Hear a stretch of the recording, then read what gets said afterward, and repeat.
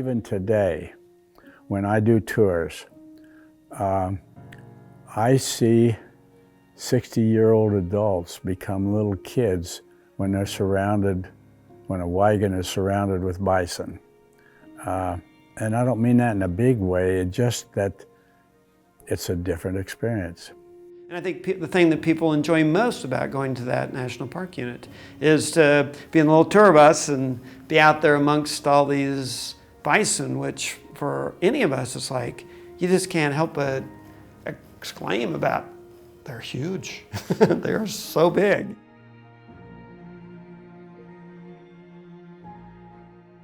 And now we also have a national park unit in Kansas, the Tallgrass Prairie Preserve, and part of its mission is to interpret bison and having them on the landscape. We've introduced the bison into this pasture in 2009, 13 head, all of which came in from Wind Cave National Park, and we've just slowly built the herd size up. But I think we're less concerned about bison conservation because you do have a lot of farmers, even in Kansas, that have bison. Personally, it's a niche, it's something different. 25 years I've probably stumbled onto this, more fun than anything else I've stumbled onto.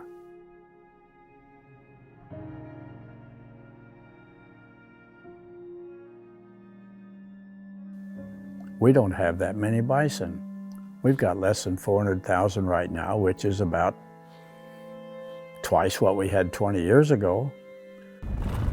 The largest herd near us, or nearby, it's in Oklahoma, would be at our Tallgrass Prairie Preserve north of Pawhuska, Oklahoma. And there's about 2,000 animals there.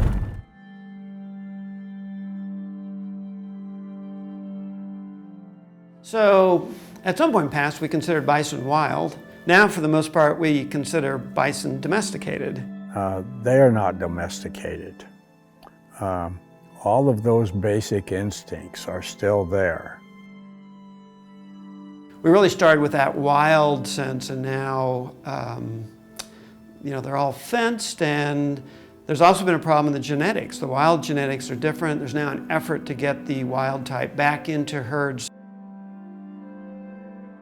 I think the transition occurred 1870s, 80s, in which now there's virtually no bison that aren't fenced. You know, it's different because, pre-settlement there were no fences. They had nothing confined them here.